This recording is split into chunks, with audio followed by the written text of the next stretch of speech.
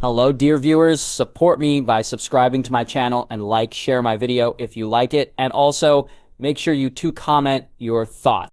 Now let's start the video. I'm not going to be your Nissa or Nissa, am I? Lyanna laughed as she asked, but the smile didn't reach her eyes. It would be truly tragic if I was only brought back to die all over again, the right way this time. If so, then prophecy be damned, replied Rhaegar. But he thought about for a minute. She was right about one thing. It would be tragic. It would also be pointless. Nissa was a willing sacrifice, and he was not willing to sacrifice another soul for this war. If it comes to it, we'll die together at the frozen ford, hand in hand, and tusk to tusk for all eternity. I've always admired your sense of romance, she sighed. Well, let us be more practiced in cheating death this time. I intend to grow old with you. They were clattering on to Winterfell, bumping over the last few miles of frozen road. All Rhaegar could do to make himself comfortable was lie back on the bench, his head resting in Lyanna's lap. From that vantage point, he looked up at her wistfully. But it's true, he insisted, we will never be parted again.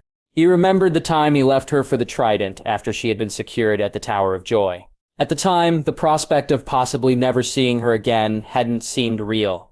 It wasn't that he was blind to the facts of Robert's rebellion. He knew Baratheon had won all but one of his battles. His mortal mind simply couldn't grasp the enormity of eternity without her.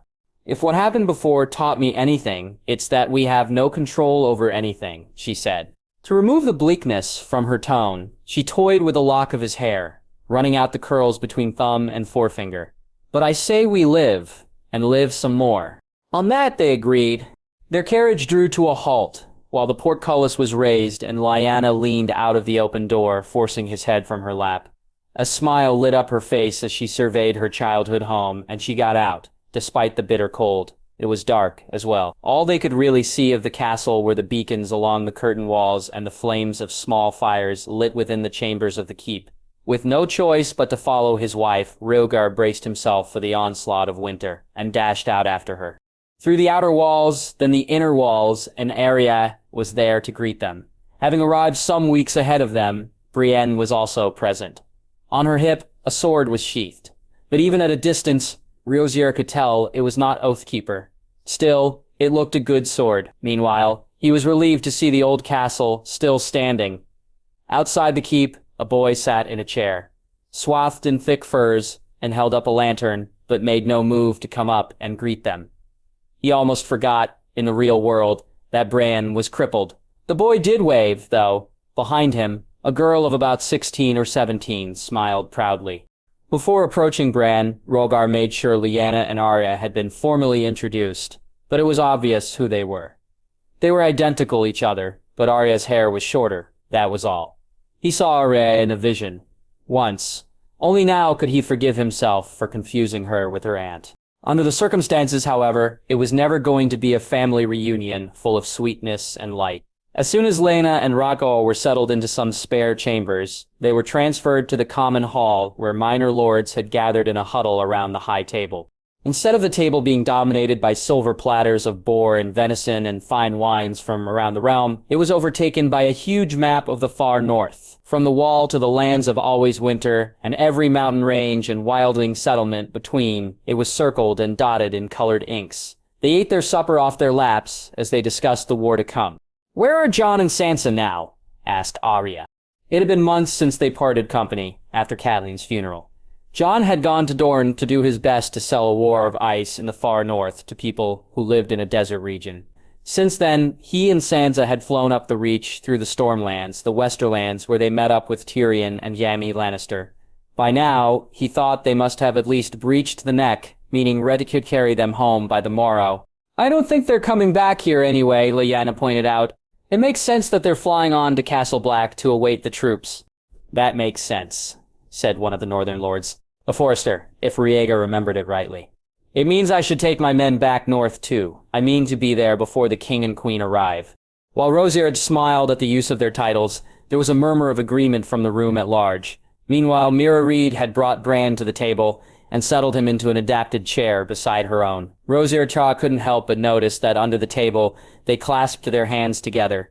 Soon, he thought, there would be more than one wedding to look forward to. He would give her no children, but they looked happy, and that was what counted. The others are coming from the land of always winter, Bran said, addressing them all. They're traversing south through the Fist of the First Men and the Skirling Pass. More and more of them all the time. And isn't there a risk that we're just feeding their armies? Asked Lyanna. We've raised an army of thousands from all corners of the realm, and they're all marching on the north. If they face the others with no one to direct them, they'll be annihilated. Fodder for the army of whites. I suggest my lord husband and I fly out on the morrow, also. Queen Daenerys is already there, Arya told them. She has her unsullied, but I don't know what they're like as generals. There's no more time to waste, Bran cut in, urgently. My legs don't work. I would be a hindrance on the battlefield. Leave me here to hold the castle, and you all start north on the morrow. I'm not leaving you, Arya cut in. For the first time, Rhaegar saw a flicker of fear in the girl's wide gray eyes. It wasn't like her, but when he remembered what happened last time they all got separated, he understood it. It had been Bran, Jon told him, who surrendered the castle to Theon Greyjoy, but there was no time to let the ghosts of the past spook them into inaction. His inner thoughts were echoed aloud by Lady Reed. It won't be the same as last time, she said. We were frightened children when the Ironborn stormed the castle. Everyone knows that if we waste time squabbling over castles and thrones in the south, we'll all be dead come spring. Even the Ironborn understand that. Rhaegar looked mollified but still reticent. Her sword was sheathed at her hip, and she slid it in and out of its scabbard over and over, a habit betraying nervous energy. It's unlike you to miss a fight, niece, said Rhaegar lightly. Despite her concern for Bran, she was itching to come with them. But your little needle might be useless against the others. I'm sure we can find a suitable blade. She smiled, gray eyes glittering cheekily. I can do better than that. Meet Winterfell's new armorer. They had hired a new armorer and blacksmith before they left, and he could only hope the same man was still around now. Alas, he was to be disappointed. The new armorer was a young lad of about 18 or 19, no older than Jon, but built like an ox. Under a shock of jet-black hair, his blue eyes twinkled as he entered the common hall at his lady's summons. He didn't say anything to any of them, but he eyed them suspiciously, working his surly way the length of the high table. Inwardly, Rhaegar shuddered at how much the young man resembled Robert Baratheon. Everybody, said Arya. This is Gendry, Winterfell's new armorer.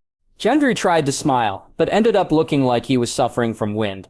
Meanwhile, there was silence during which everyone waited for someone else to say something. Arya broke first. Go on, Gendry. Tell them what you told me. I was apprenticed to an armorer in King's Landing, the young man stuttered. He wasn't surly after all, just shy. I trained under Tobo Mott, one of the best there is in the Street of Steel. I don't know who paid my fees, my lords, but I think it was because I mean, forgive me, my lord prince. I am...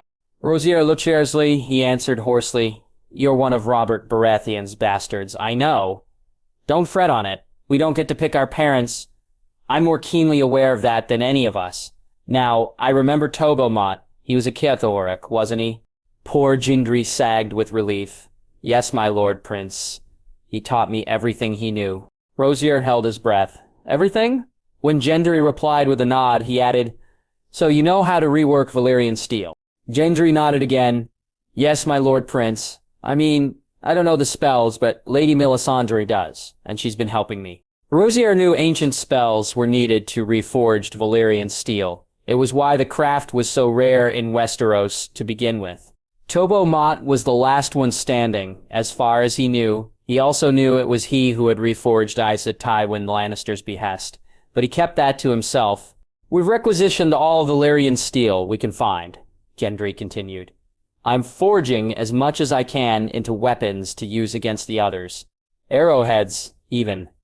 Arrowheads are good. They can be reused over and over again. Do you mean people are parting with their ancestral swords? He asked. The Targaryens had two, but both were lost now. If he had them still, he'd gladly part with one. Don't be silly, Arya laughed. But there's loads of Valyrian steel out there. Daggers, ornaments, armor. Someone on the Iron Islands found a whole suit of armor made from Valyrian steel. It's all being fashioned into weapons now. You're working on something else as well, aren't you? Gendry? The young lad nodded and blushed. A gift for the king, he blurted out. Well, for House Stark, really, but for Jon mostly. Rozier smiled approvingly. Whatever it is, I'm sure he will be delighted. It was a small ray of hope, something to make them feel like they were advancing. Once the meeting was concluded, and they began to go their separate ways, Rozier spoke with Brandon privately. Even alone at Winterfell, he would still have a role to play in the upcoming war. They say you're the most powerful warg since the Age of Heroes, he said, once the others had gone. Only Mira remained with them. To spare him the blushes of an answer, Rozier pressed on. We have a riderless dragon, and we cannot afford to have a riderless dragon. Bran looked at him, searchingly. Which one? It's the smallest of the four, he said. Daenerys calls it Viserion. Recognition shone in him. Yes, I saw him when Queen Daenerys passed this way. So, you need me to warg him in battle? You will fly, Brynden Rivers had once said. I will fly that dragon. The north was alight. Spread out below them 1,000 flames flickered against the background darkness. Even through the snowfalls that drifted in, Jon could pick them out. More than once, even flying Rhaegal from a great height, he sometimes thought he could pick up the acrid scent of smoke. The only thing that could repel the others, and that they had in abundance, was fire. Soon, thanks to the dragons, those fires were about to get hotter, bigger, and deadlier. From above, he could track the progress of the thousands of marching men, all heading north to fight the Great War. Out at sea, the shipping lanes were crammed with galleys and merchant vessels, all carrying the cargo of war past Eastwatch and as far up the northern coasts as they could go. It was freezing up now, however. They had left it too late to get all the way up to the farthest reaches of the north. Their own journey had been faltering in its progress. His first solo flight, without even Dany to help guide him, had been to Dorne. Sainsier he had left in the Dornish marches, where she progressed through the streets as a queen, rallying men to their cause.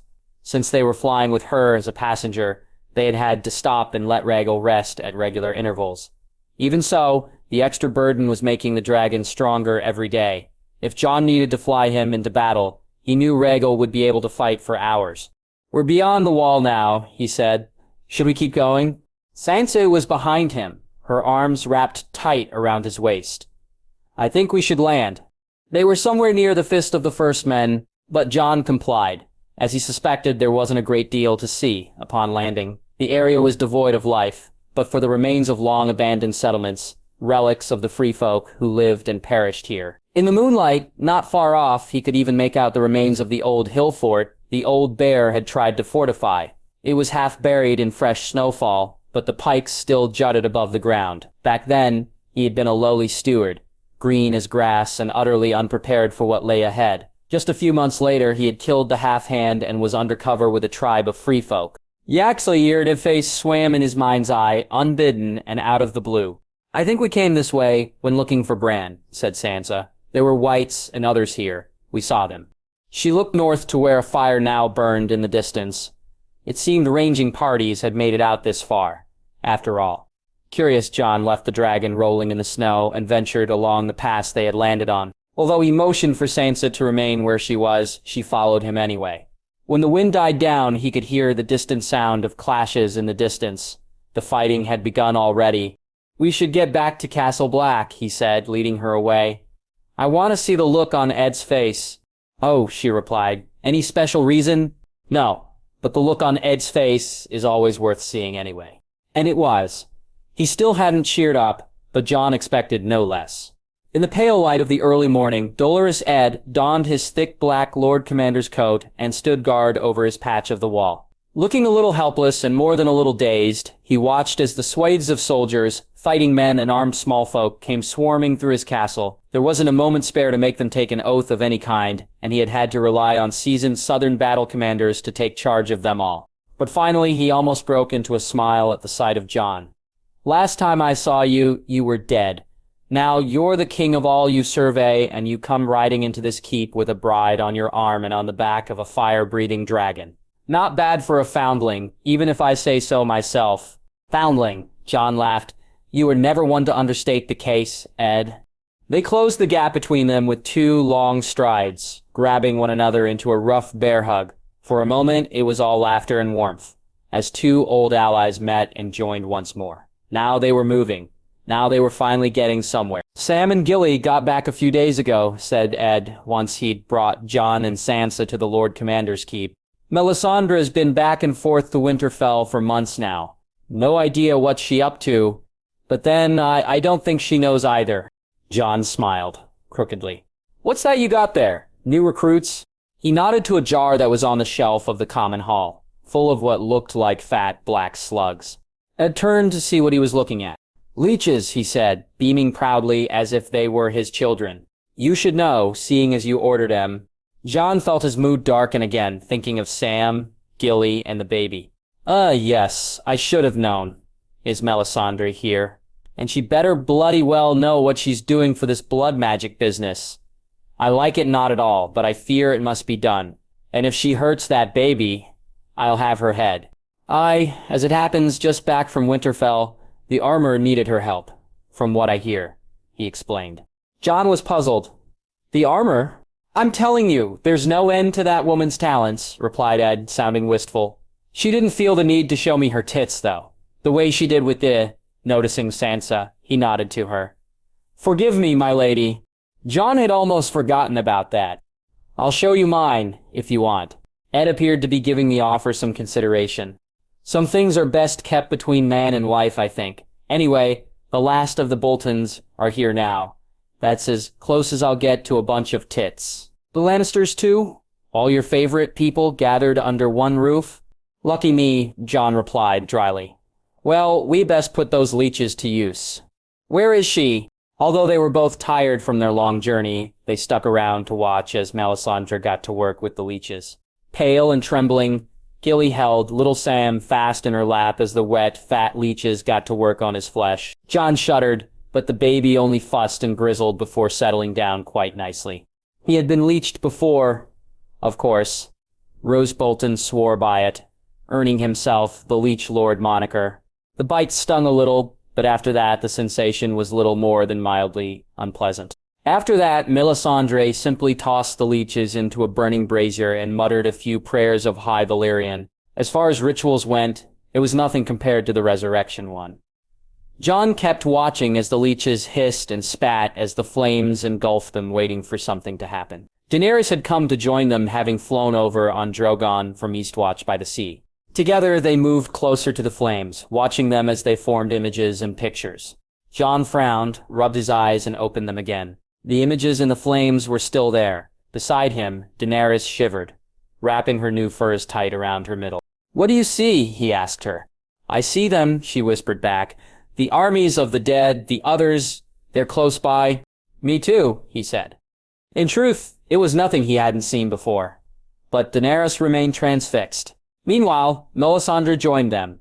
Take this fire, she said, and use it to light the beacons along the wall. Do not let this fire die out. It must be kept burning all through the war. The blood of the others makes it more potent than dragon fire. When the day was done, Jon was glad of it. Ed let him and Sansa use some of the rooms in the Lord Commander's keep for the duration of their stay. Brief as it would be, both of them retired early, and that night, he dreamed of peace. He dreamed he was back in King's Landing, standing alone in the dragon pit as the snowflakes swirled in through the broken roof. Snow or ash, it was impossible to tell, but it was silent and peaceful, a far cry from the din and chaos that dragged him from his much-needed sleep the following morning. He dragged himself over to the window, looking down on the courtyard as he had 100 times before during his own tenure as Lord Commander. Immediately, a smile lit up his face. Among the newcomers swarming into the courtyard, his mother and father stuck out a mile. Sansa, he said. It's them. They're here, at last. He dressed hurriedly, staving off the bitter cold as much as he was keen to be reunited with his family. Once done, he left Sansa to go at her pace and dashed out of the door and down the rickety wooden stairs of the keep. Out in the yard, he shouldered his way through the massing crowds until he reached his mother, who he wrapped in a tight embrace. Lyanna cried out at the sight of him, kissing his cheek firmly. Father, he greeted Rosier, clasping him in a bear hug too. I missed you both, and Arya. She was mounted on a sturdy Garen pony and slid down from the saddle as soon as she saw him. They kissed each other, holding each other tight for several long moments. Jon regretted that he didn't get to see Bran before he and Sansa arrived at Castle Black. But being reunited with everyone else bolstered his confidence enough to know that soon they would all be together again. Come nightfall, they grouped together at the top of the wall. Jon Rhaegar, Lyanna, and Daenerys all standing in a line, looking out over the darkening north. Beneath their feet, the walls shone and shimmered under the light of a full moon. At regular intervals, beacons lit with the flames, lit from the blood of the others themselves, blazed, casting an orange glow in the skies above them. Jon could feel the heat coming off them, bringing him out in a sweat. Meanwhile, overhead, the dragons screeched into the night, wheeling overhead as they seemed to sense the battle ahead. Drogon landed on the wall with a crash that sent chunks of ice tumbling over the precipice. Jon turned around to where an army of thousands had amassed, ready to pour through the gates and out into war zone. But just at that moment, all was quiet and still, with just a breeze washing over the scene before him. A million little flames danced in the current. "There's one more thing we must do before the war," said Rhaegar. As they both watched the crowds, the people began to part to form an aisle. Down below, he could make out Sansa's distinctive auburn hair as she walked into the mechanical lift to bring her to the top of the wall. She was carrying something, but he couldn't make it out. Jon breathed a sigh of relief. He had hoped for one last kiss from her before they left. He might even see if he could get her to bring Lyanna back with her. He was far from happy about sending his own mother to war. "We don't have much time," he replied. He felt he needed to be cautious, but he really did not mind waiting another 10 minutes. "You're going to want this," Rhaegar assured him. "Believe me." While Sansa was being winched to the top of the wall, Lyanna moved to kiss his cheek. He was surprised to see a tear shining in her eyes. "You've never had the name Stark, but you're one of us, through and through. The greatest lord the North has never had, and I couldn't be prouder. There is none more worthy of this honor." "What honor?" Laraka cut in next. "I can only echo what your mother said. But know that I couldn't be more proud of you. You're not like other princes who have their lives handed to them on a silver platter. Everything you have, everything you're about to get, you've worked and fought for. You've earned it all." "You're making me blush," he jested, still puzzled about all that was happening. Just then, Sansa stepped out onto the top of the wall. She looked beautiful in a fur-lined gown of gray and white samite. A dark gray cape hung from her shoulders, skimming the length of her body, her auburn hair loose about her shoulders. The item she bore was shrouded in linen, but it looked like a sword. "Sansa," he said, as she drew close enough. She was smiling as she halted, a hair's breadth from him. "This is yours now. Take it." He took the sword wrapped in linen and gently removed it. It was huge. He'd not seen a sword so big since... "Ice," he gasped, the breath hitching in his throat. "But how?" The blade was sheathed, but he drew the sword enough to let the Valyrian steel shine in the moonlight. The pommel was new, fashioned in the wolf's head he remembered so well from his late uncle's days. He saw Brienne days ago, noticed she no longer carried Oathkeeper. "Sir Yami returned widow's wail," said Sansa. "And Brienne had Oathkeeper all along. Now they are back where they belong." "The armorer, Gendry Waters," said Rhaegar. "He knows how to work Valyrian steel." Jon's hands shook as he held the newly reforged ice. Somehow, it was even more stunning than he remembered. The way it caught the light, the way the steel rippled and swirled, dark and smoky gray. When it caught the moonlight, it flashed ice blue and a deep scarlet red. He couldn't think of a word to say. As a child, he had dreamed of wielding ice. He had dreamed of being deemed worthy. And now he had... Sansa helped buckle it to his back. "I am not," he stammered. "I cannot..." "You are," Sansa insisted. "You will. And if Father was here now, he'd be the one fastening these buckles right now, not me." Overwhelmed with emotion, he choked back a sob and kissed her lips. They opened their eyes, looking searching into each other, and the moment had come to part for the Great War. The path to the Heart Tree glowed in the light of 100 beacons, wending their way through the darkness of the Godswood. Jon was the first to arrive, pausing to admire the effect of the flames. The long shadows of weirwoods and sentinels and ironwoods shifted and warped over snow, banked up around the uneven ground, making the old place seem half alive, even when he knew it was deserted. A small breeze made the surface of the pool ripple, distorting the reflected moonlight. He held up the palm of his hand, catching the large, fat snowflakes that drifted down through the branches of the trees. Snow or ash, These days, after living through 4 dragons deployed in battle, he felt the need to double-check. In the heat of the battle, he had seen ancient glaciers melt and vanish into steam. Swathes of forest that had stood since the age of the children, reduced to ash and cinder in a matter of hours. Their air he breathed had been choked with falling ash, just like the snows drifting down around him now. He paused at the edge of the pool, where the heart tree sunk its roots deep in the glacial waters. All he could see was his own reflection staring back at him, blank-eyed and spectral in the fading light. It distorted and rippled as the breeze came again. Ice was still strapped to his back, the pommel visible above his left shoulder. He drew the blade again and held it up to the dappled moonlight. It shone red and blue and gray, the colors running into each other and blending to form a curious pattern. Even now, several weeks after his return to Winterfell, he could recall the darkest hour of the battle beyond the wall. They had lulled rank after rank of White Walkers into a trap, hemming them into a deep valley lined with Unsullied and Dothraki, and anyone else brave enough to form the circle, and rain down arrows made from obsidian. Only the arrows fell far short, and the White Walkers had magic of their own. The things they could do with ice had knocked him for 6, temporarily throwing him off guard as he struggled to counter their firepower. They thought the dragons had made them invincible, a trap even he had allowed himself to be lulled into. He honestly thought 1 dragon would be enough to finish off the White Walkers trapped in a valley. But they'd underestimated the enemy, and yet more were spilling down the mountainside, cutting a vast swathe through the troops they had stationed around the edge of the valley. Each dead man rose again, almost immediately. Nothing stayed dead for longer than a minute or two. Shield walls, block formations, vanguards, and rear guards, whole forces of troops from all over the 7 kingdoms smashed and resurrected again as whites to do the other's bidding. It was a war machine that fed itself on its own dead. Every military tactic in the book was useless against them. It was then, after that disaster, that all 4 dragons were deployed at once. The whole of the north, from the wall to the Skirling Pass, seemed to be a lake of raging fires. Footsteps jolted him out of his reverie, bringing him back to the present day. It was Arya. A candle flickered in her gloved hands, as she took up position by the side of the footpath.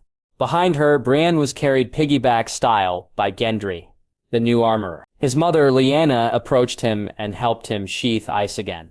She was dressed in a new gown of silk and samite, her hair in a braid that reached her hips. "You look nervous," she said.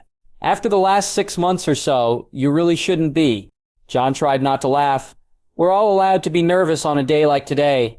More witnesses were arriving by the second. Wyman Manderley was there with his granddaughter and her husband. The Glovers and Serwins all assembled, candles in hand to light the way to the heart tree. After half a year of constant war, it was a beautiful sight to soothe his eyes. Still, he took a moment to recall the many faces who should have been there, but wouldn't be. Although too many to count, Jon did his best. Ed and the boys from the Night's Watch, not one of them had lived beyond the 3rd month of fighting. Great stretches of the wall had come crashing down, hit by the magic of the others. The Shadow Tower was gone completely, along with everyone inside it. Old Dennis Mollister had been manning it at the time. Lyanna brushed a loose strand of hair from his face, tucking it behind his ear. "There's more coming. We'll be set to begin soon, however. Are you ready?" Jon nodded and smiled. "Of course. I've been ready for over a year now."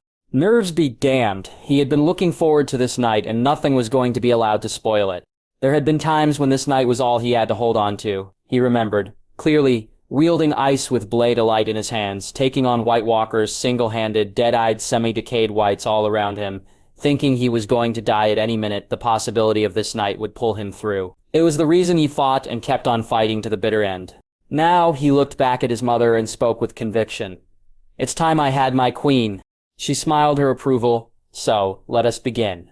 Jon looked down the shining path that now wended through the Godswood. He couldn't understand why Sansa wanted to do this here. It was the same place she had married Ramsay, and he felt like he was following in another man's footsteps.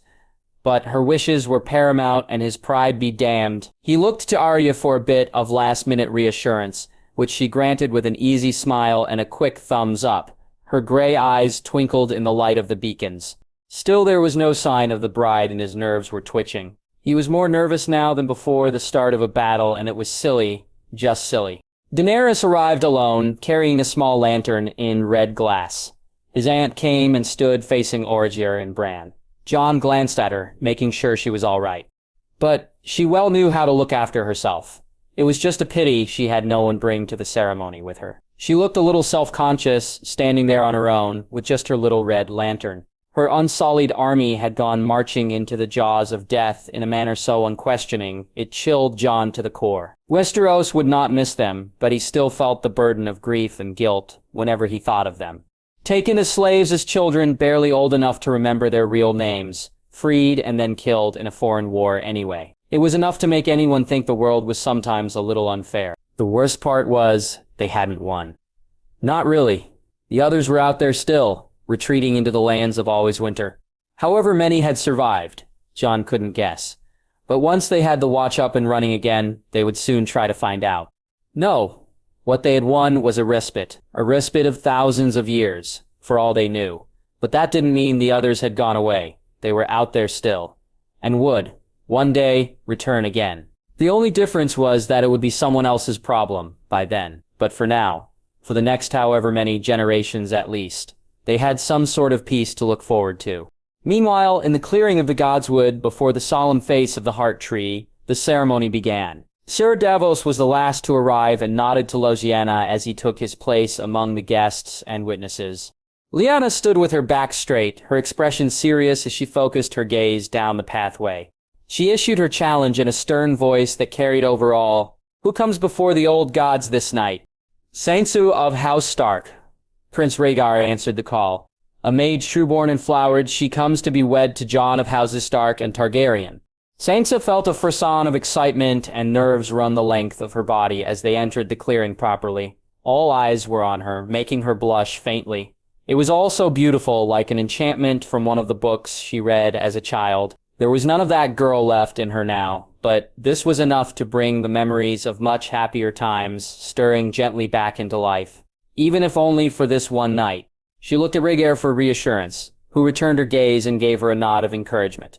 After another brief pause, he let her lean on him as he escorted her to the Heart Tree. After the wall had partially collapsed, she had been trapped under a fallen tree in the woods, just north of it. She was on the right side of the wall, but whatever those things had used to bring the edifice down, she had broken her leg and smashed a few ribs after getting in the way of a falling tree. It was as she lay there, helpless and barely able to breathe, that she heard the screams of dying men smothered in a landslide of collapsing ice and rubble. But still Melisandre's fires burned. Great, towering circles of fire blazing over the ruins to form a protective veil between the others and the realms of men. She pushed those memories of war out of her head and looked to the future. She looked to Jon and joined her hand in his. "Do you give your consent to marry this man?" "I do," she replied, tearing her gaze from Jon to see Lyanna. "Do you give your consent to marry this woman?" "I do," Jon choked his answer. Lyanna's role was done, and Sansa watched as she joined up with her husband before returning to the rest of their guests. From the corner of her eye, she could see Sam and Gilly. With the baby on her hip, the blood of the others lived on in them. With no septons or officiators of any kind, a wedding in the old gods' fashion was a short and brief affair. In fact, it was almost done already. She and Jon knelt before the Heart Tree, and it was to the old gods they made their formal vows by way of a few minutes' silent meditation. So, hand in hand, they closed their eyes and lost themselves in the moment. He had tried to talk her out of having the wedding at Winterfell. He said he'd take her to the Isle of Faces, one of the most sacred spots of their faith. He said he'd take her anywhere to marry her in a place not associated with Ramsay Bolton, but it wasn't about that for her, and Jon still didn't seem to understand. Winterfell was her home. Its Godswood the most sacred place of her home. She would not allow this place to be about her and Ramsay. She wanted to own it again and reclaim it from that monster. When she was old and in her deathbed, she wanted to look back on Winterfell's Godswood and remember this moment between her and Jon and never think of Ramsay again. Even now, she couldn't really remember what he looked like. The finer details were gone, the sharp lines began to blur. Some victories were clear and absolute, and this was one of them. Sansa's victory. When she opened her eyes, all she could see was Jon. After all the years she had been away from him, during her girlhood, she had never forgotten what he looked like, or Robb, or Rickon, or her father and mother. She recalled all their faces as if she had seen them only yesterday. The people she truly loved always seemed to find a way to stay with her, or so she thought, and that she cherished. It occurred to her that the deed was done. They were now husband and wife, making her stifle a laugh as they drew closer to seal their deal with a kiss. Already the guests were filing away, heading for the common hall where a banquet had been prepared. A modest banquet, this deep in a winter that promised to be long, but a fancy do all the same. Even after all the others had gone, she and Jon remained where they were. Their hands were still joined, their gaze still locked in on each other's. He brought one hand up to her face, brushing aside a loose strand of hair. "Wife," he whispered, relishing the word. His gaze dropped to her belly, still flat at this early stage. "And baby," she smiled again. "I think we'll get away with it." What did it matter if they weren't wed at the moment of conception? It had been a moment of weakness when Jon had returned to the ruins of Castle Black, having ordered the standing down of the troops. They were celebrating and commiserating at the same time. The act itself was intense and fleeting, but afterwards she felt different, and she wasn't at all surprised when her moon blood failed to show up. "Nobody knows," he said. "If anyone says anything, we'll just say your labors came early." Sansa nodded, even they only found out a few days ago. Avera knows, but she doesn't care in the slightest about the precise moment her future niece or nephew was created. "I want our child to be born here, at Winterfell," he said. "I'll need to return to the Red Keep, but Rosiero can get me there in days, if need be. But when you return, with the baby in your arms, you will have your coronation." It made her happier still that her eldest boy or girl was to be born at Winterfell. It was the seat of the Starks, the root of their power and their family ties.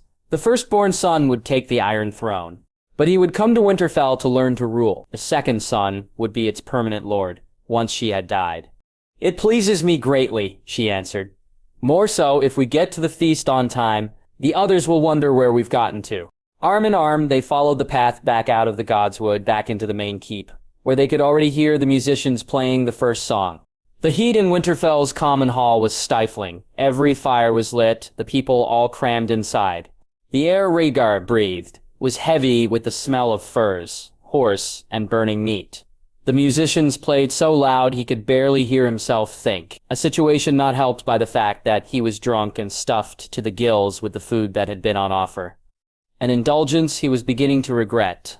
He left the high table after making his excuses to the bride and groom, shouldering his way across the dancing hall.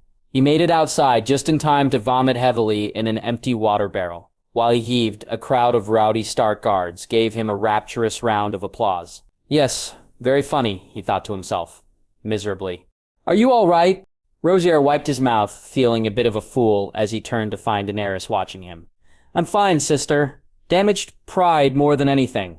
The rowdy retainers had at least found something better to occupy their minds, and were no longer cheering him. He also found a barrel of clean water and, after breaking the surface ice, washed his face with it, rinsing the foul taste from his mouth. It was freezing outside, with snowfall still taining up around the walls, but it sobered him up nicely. "Well, the war is over, and the others have retreated," she said, taking a seat on a bench. "What will you do now?" It was a timely question. Ever since he came back, well over 2 years ago, he had been so preoccupied by the war against the White Walkers.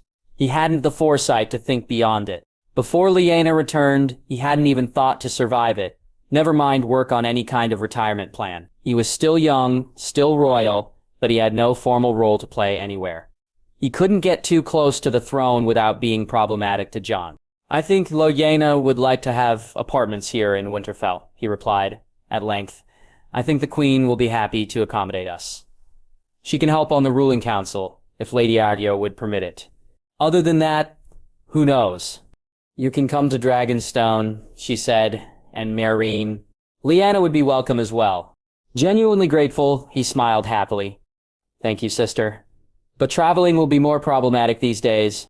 The shadow of sorrow passed her face. "Yes, I know. It will take more time, but you can still travel. You'll just have to use boats like everyone else." He had lived without a dragon for most of his life, but had come to rely on sonar during his short years afterwards, and he knew he would never bond to another in the same way he had sonar. "I keep having nightmares about what happened that night," he told her, keeping his voice low. In the hall behind them, the music continued, muffled but intrusive. I didn't even see that thing until it had pierced his scales. That was what was so frightening about the White Walkers, she replied. You didn't see them until they were almost upon you. The weapons they used, the ice magic, you didn't see it. It blended so perfectly. Her words trailed off as she struggled to articulate what they had seen. I mean, sometimes you would see the air ripple, and it was one of their ice spears heading right for you. Ice spear didn't quite do them justice, but for Rhaegar, it was close enough. And it was one of those that had felled Sonar, leaving them only with Dany's 3. Worse, he had been hundreds of feet in the air, on the dragon's back, when the spear cut through the chinks in his dragon's belly scales. The dragon had 3 heads, but Rhaegar recalled how rapidly he lost his only head, as the pair of them plummeted out of the skies. All the while, the dragon froze beneath him. All his heat melted away, and by the time they crashed through the haunted woods, a shimmering crust of ice and frost had completely covered the dying dragon. Even the fires had frozen, and Rhaegar had never known cold like it. Struck dumb with horror and grief, he had stood there, rooted to the spot, and watched as his dead dragon didn't stay dead for long. It was Lyanna, who had seen Sonar's fall from the skies, who came to his rescue. While still rooted to the spot, she had come charging through the woods, mounted on a destrier, and grabbed him, pulling him into the saddle without breaking pace, before Sonar rose again. It took the combined fires of Drogon, Rhaegal, and Viserion combined to finish the resurrected ice dragon off. After that, they turned the fires on the lands of Always Winter, showing not a trace of mercy to the White Walkers. I still don't feel as if we achieved much, said Daenerys. Have the others really gone now? Rhaegar nodded. Not completely. They weren't completely gone after the last major war, and they aren't after this one. They'll always be there, but as long as we never forget them, they won't be able to regain such power ever again. And that was the key issue for him. How to make sure the others never again faded into mere folklore. How to make sure the Night's Watch didn't revert back to killing wildlings to justify their continued existence during the more peaceful years. Before that, they needed a new Night's Watch. There was so much to do, so much to organize, it seemed he wouldn't be without an official role for a long time yet. So many free folk died, said Rhaegar. I wonder who will populate the more northerly regions now. That's not really our problem, is it? Dainty said. They're not part of our realm. Yes, but we must continue to harbor good relations with them, he cut in. Just imagine if the free folk and the Night's Watch had worked together from the start. Jon's life would have been a lot easier. Just imagine if we all learned to cooperate. This war could have been avoided. It was too soon for this after-war post-mortem. It was a wedding. There was music. People were dancing and having far too much to drink. But he couldn't shake the lull he was in. Maybe it was the residual drink still coursing through his bloodstream. He had never been a great drunk. Some people became the life and soul after a few drinks, while he grew only more morose. He supposed he should have learned by now. Forgive me, sister. I'm not much company. You're all the company I need right now, she answered. But come, we should go back in and toast the newlyweds. And so he did. He rejoined the party and resumed his place at the high table. Jon and Sansa took the places of honor. Where Eddard Stark and his wife once sat, Bran and Meera were close by, with Arya making up the last of the surviving Starks. He wondered what the others were like. Rickon had been only a baby, but Robb had been king in the north in his time. Unlike them, he had never lost a battle. And maybe that was the point. Sometimes one had to lose in order to grow stronger and harder. Each loss a lesson never forgotten. And he wouldn't forget his own for as long a life as the gods allowed him. The morning after the wedding, Jon awoke before dawn. Next to him, Sansa rolled in her sleep, but did not awaken. Careful not to disturb her, he climbed out of bed and opened the shutters over the main window. That morning, as with all mornings, the sun rose in the east, a pale sort of a morning. Heavy with the promise of snow, a winter's morning like any other. He knew he was lucky to be alive to only witness it. He wondered how he was going to rebuild the north after the war, but he knew he'd find a way. Both he and his queen were yet young. They had the luxury of time. When he looked back at Sansa, he remembered there was a generation coming up behind them who would also have time. That was society, an endless procession of people, each generation finishing the work started by the ones who came before. Slowly, Sansa woke up as the morning brightened. She sat up in bed and looked at him through heavily lidded eyes. "Good morning," he greeted her, crossing the room back to the bed. "How are you?" She wrapped her arms around him, kissing him full on the mouth. All is as it should be. That was a good enough start for him. During the night, he dreamed of waking up alone and naked on a cold mountainside, injured and in need of help. He woke up breathless and afraid, calming quickly as the present day resolved itself around him. And Saint was right. All was as it should be.